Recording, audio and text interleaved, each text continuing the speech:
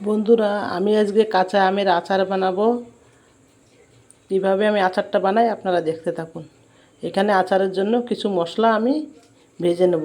এখানে দেব 3টে শুকনো লঙ্কা। শুকনো লঙ্কাটাকে একটু ভালো করে ভেজে নেব। লঙ্কাটা ভাজা হয়ে গেছে, এবার দেব কটা ধনে, গোটা ধনে। ওর মধ্যে দেব কিছু মৌরি।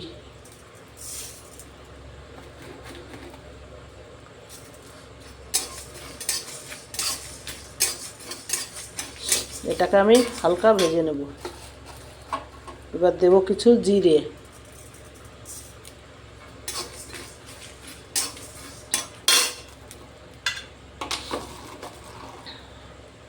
আর দেব কিছু পাঁচফোড়ন।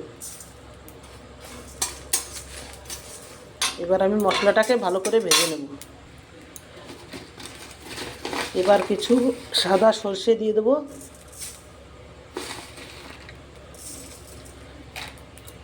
আর দেব কিছু কালো সর্ষে।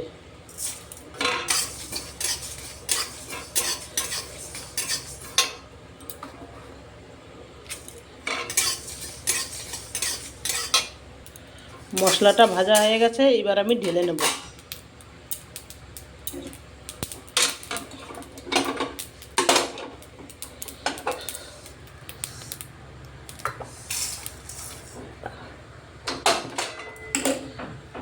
এবার এটাকে আমি আধ ভাঙা করে নেব।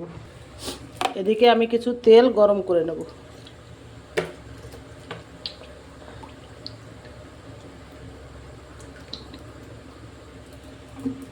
তেলটা ভালো করে ধোয়া ওঠা পর্যন্ত গরম করে নেব।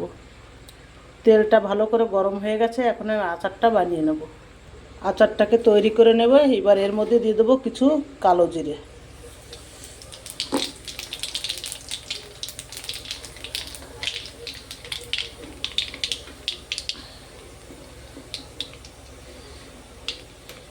এবার দিয়ে দেবো আমগুলো।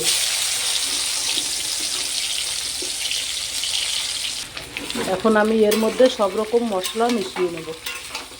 দেখুন, আমটাকে ঢেলে দিয়েছি। এবার এর মধ্যে দেব হলুদ 2 চামচ, ছোটো চামচের 2 চামচ হলুদ।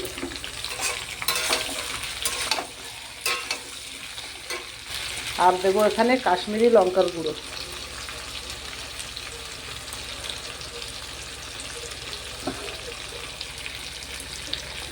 আর দেব ঝাল লঙ্কার গুঁড়ো।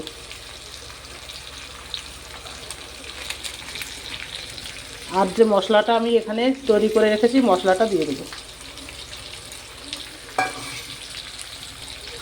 আর দেব পরিমাণ মতো লবণ। লবণটা একটু বেশিই দিতে হবে আচারে, তাহলে আচারটা বেশি দিন ভালো থাকবে।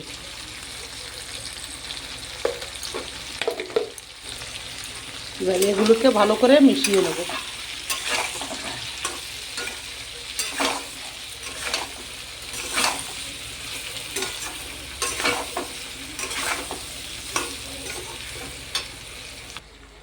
বন্ধুরা, আমার আচারটা এখানে তৈরি করা হয়ে গেছে। দেখুন, আচারটা আমার সম্পূর্ণ রেডি। এবার এর মধ্যে আমি দেব কিছুটা ভিনিগার। ভিনিগার দিলে আচারটা অনেক দিন ভালো থাকে।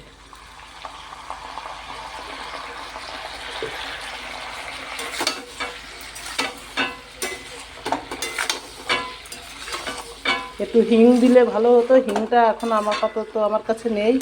হিংটা আমি দিইনি। আপনারা চাইলে একটু হিং দিতে পারে। দেখুন বন্ধুরা, কেমন হয়েছে আমাকে কমেন্ট করে জানাবেন আচারটা কেমন হয়েছে।